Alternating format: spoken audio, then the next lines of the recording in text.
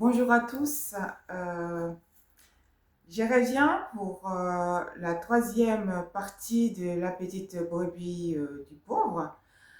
On a vu comment le fils qui portait Barsabée est décédé malgré le jeûne et la prière de David.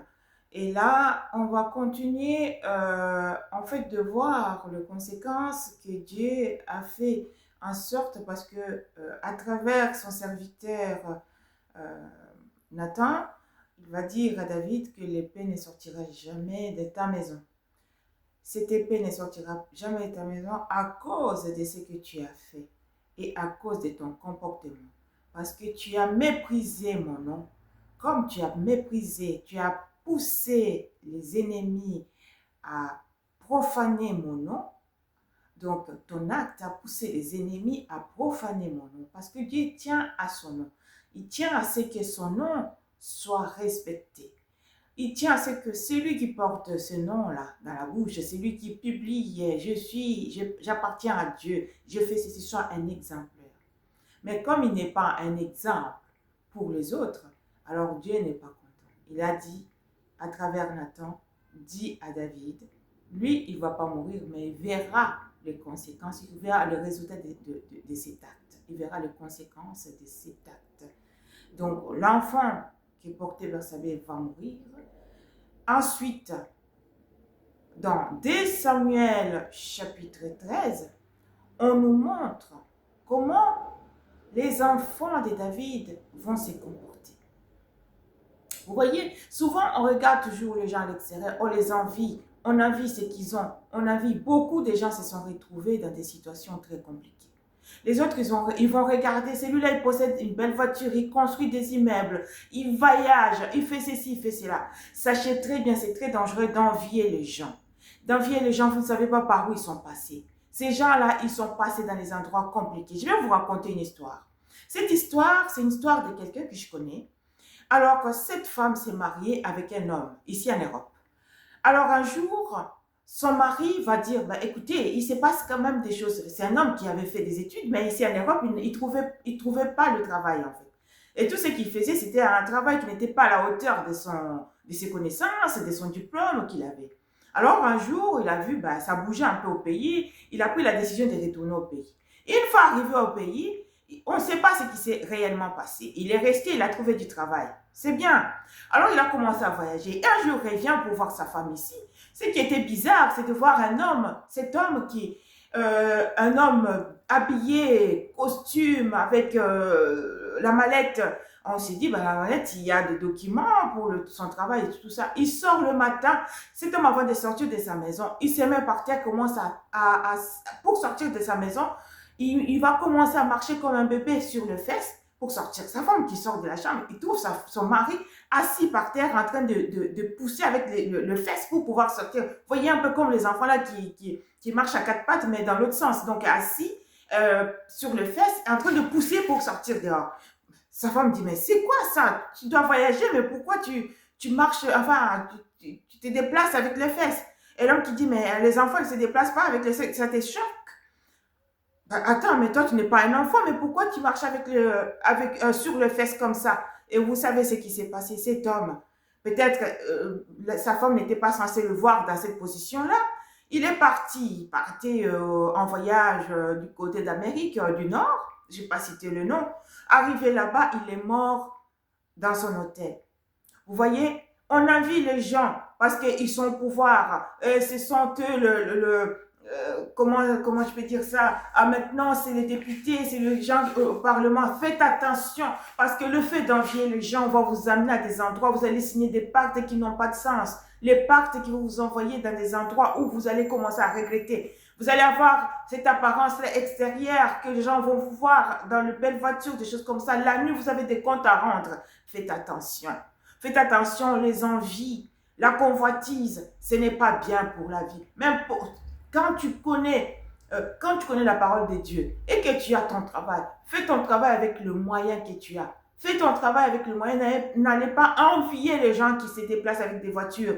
Fais l'économie de ce que tu as. On te paye chaque mois. Ben, tu prends ça, tu achètes à manger, tu prends ça, tu mets de côté jusqu'à ce que tu réunisses assez d'argent pour pouvoir acheter ta voiture par la sueur de ton front. N'allez pas envier ceux qui se déplacent dans la belle voiture. N'allez pas envier ceux qui... Regardez un peu leur vie. Regardez leur vie. Ces gens-là, ils ne sont pas heureux pour autant.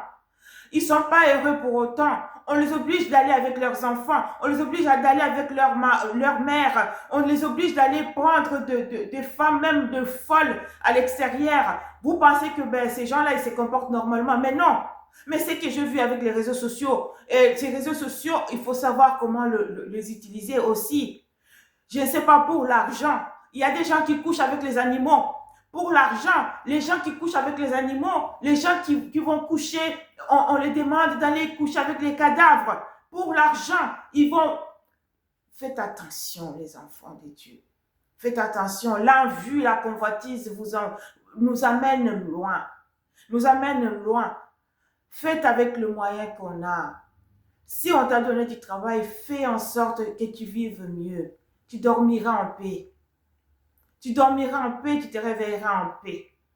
Mais quand tu vas regarder les gens, celui-là, il construit des immeubles, celui-ci, il achète des parcelles, celui-ci, il voyage, tout. Faites attention à ce qu'il fait. Parce que vous ne savez pas par où il est passé pour arriver là où il est. Dieu bénit ses enfants. Dieu bénit ses enfants. Marchez avec lui. Faites-lui confiance. Le travail, si vous avez un travail à faire, faites-le avec votre cœur jusqu'à ce que vous ayez le moyen de fructifier vos moyens, le finance. Faites attention, c'est très important. C'est très important. David a envié cette femme, la femme du riz, alors qu'il avait d'autres femmes à la maison. Il avait des concubines, des femmes, des concubines de l'autre roi. Mais ce n'était pas assez pour lui. Il a préféré aller prendre cette femme. Et à cause de cet acte qu'il a commis en cachette, et tout ça va être dévoilé. Ça va être dévoilé. Ses enfants vont mal se comporter.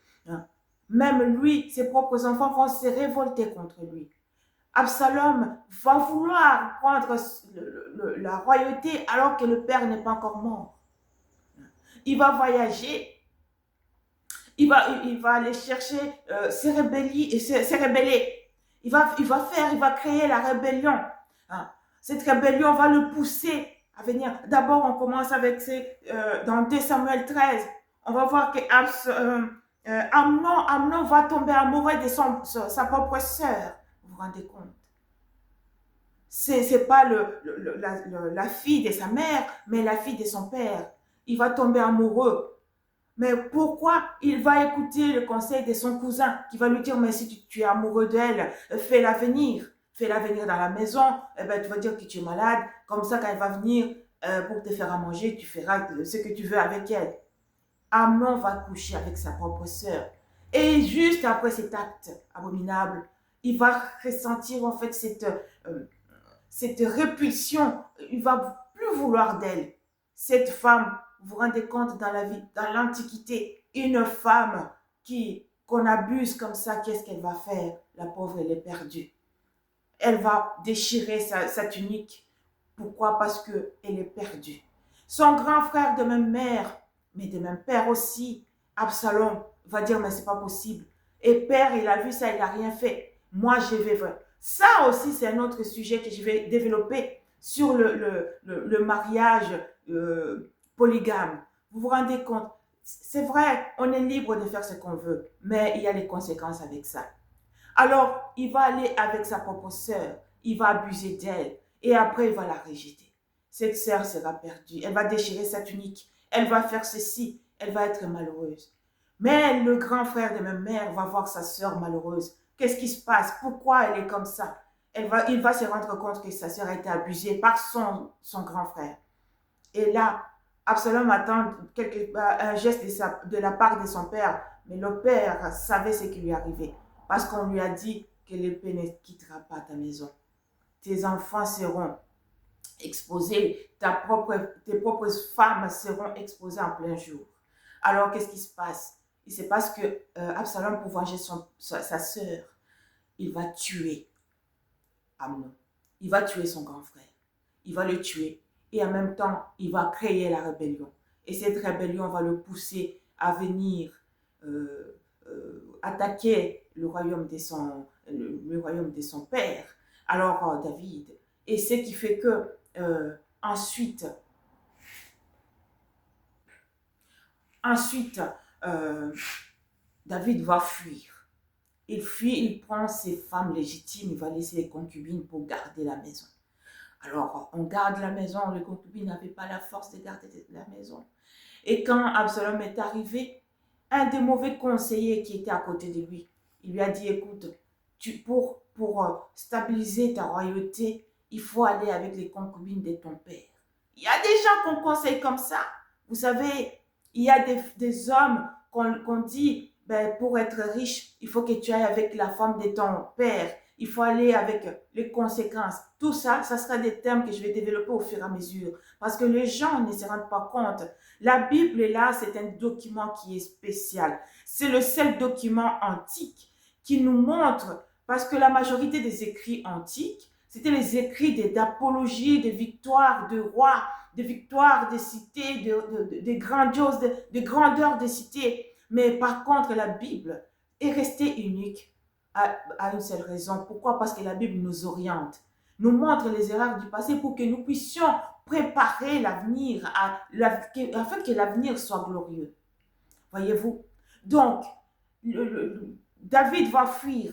Il fuit la maison. Il part. Et en partant, il a pris seulement ses femmes légitimes. Il a laissé les concubines. Et qu'est-ce qui s'est passé? Le mauvais conseiller qui était à côté d'Absalom lui conseille d'aller avec les concubines de son père en plein jour et à l'extérieur.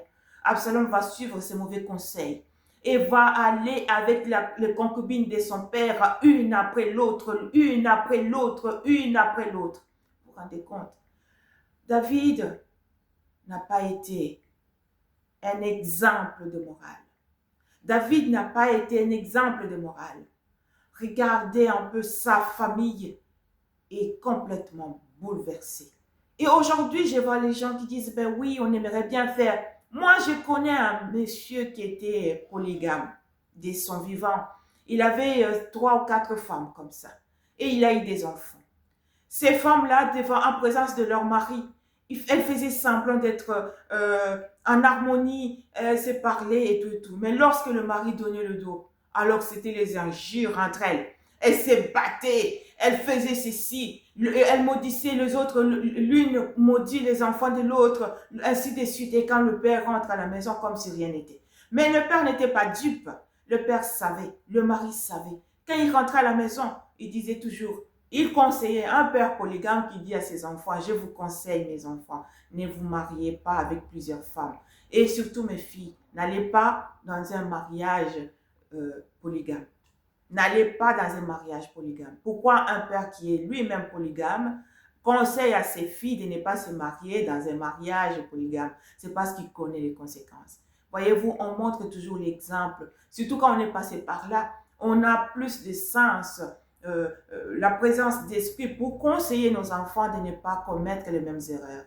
Les gens aujourd'hui, vous savez, si aujourd'hui ce mariage polygame fait semblant, montre un peu cette fin de faire qui sont en harmonie, cette harmonie est chimérique. Cette harmonie est chimérique. Pourquoi? Parce qu'il n'y a pas d'harmonie du tout. Parce que le mari peut être là, il fait... Vous savez, la femme, c'est la femme qui bâtit la maison. Quand on dit la femme bâtit la maison, ça c'est aussi un autre terme que je vais développer. La femme, si elle est là, peut-être que parce que si elles sont là en train de subir le problème, enfin les conséquences de mariage polygame, c'est parce que parmi ces femmes-là, parfois, elles sont dépendantes. Parfois, elles ont vécu ça et on leur a dit, ben, une fois que tu es marié, tu dois rester au mariage, tu ne peux pas quitter ce mariage-là. Mais quand on regarde les conséquences qui sont là, ça ne donne même pas envie. Ça ne donne pas envie. Ce n'est même pas question de dire aux gens, parce que la vie, chacun construit la vie selon sa volonté, selon ses envies, selon ce qu'il veut. Voilà, on n'interdit personne, mais chacun construit sa vie selon son avenir. Donc, quand on regarde la vie qu'on veut, si on veut être vraiment en paix, on cherche la paix. Quand on veut être vraiment dans la tranquillité, on cherche la tranquillité. Alors ici, on nous montre que David va fuir Absalom. Il fuit Absalom, il laisse la maison et Absalom va aller avec ses concubines, les concubines de son père, une après l'autre. Et c'est bien dommage d'arriver dans ces niveaux-là. Donc, nous voyons beaucoup de conséquences. Mais aujourd'hui, j'espère en tout cas, c'est une goutte que je mets dans l'océan, mais cette goutte a de l'importance. Je sais qu'il y a des gens qui vous conseillent, il y a tellement de serviteurs de Dieu qui donnent le conseil tous les jours, vous savez, la vie est compliquée. Alors, si chacun veut vraiment la paix, qui cherche la paix, parce que on regarde, on nous montre, la Bible est là pour nous montrer ses erreurs, ses faiblesses, ses manquements du passé, afin que nous puissions préparer l'avenir avec une vision de paix, une vision d'orientation, une vision qui nous ramène la paix dans la vie. Parce qu'on nous montre ses faiblesses et pourtant, David, c'est un homme selon le cœur de Dieu. Mais quand on regarde la façon dont il finit lui-même, malgré tout, donc autour de lui, il va supprimer tous ceux qui connaissaient ses mauvaises penchants. Il va le supprimer. Et ça aussi, je vous parlerai dans mes vidéos. Si vous regardez mes vidéos, le plus souvent, j'ai fait une vidéo une fois par semaine. Alors, j'aimerais bien que vous likiez. Et si sur YouTube, on peut faire en direct et pouvoir interagir entre nous, se poser des questions, parler. Nous sommes des enfants de Dieu et nous pouvons discuter ensemble. Alors, quand j'aurai un peu plus de communauté pour parler, je me présenterai. Et pour l'instant, je vous parle. Je révèle un peu des choses que vous n'avez peut-être pas entendues ou bien vous avez déjà entendues, peut-être pas dans ces sens-là. J'essaie de sortir petit à petit. Donc, je vais continuer avec ces récits de petites brebis de pauvres qui nous fait en fait sortir des thèmes au fur et à mesure. Et là, donc je vais s'arrêter ici pour aujourd'hui et prochainement, nous continuerons le sujet.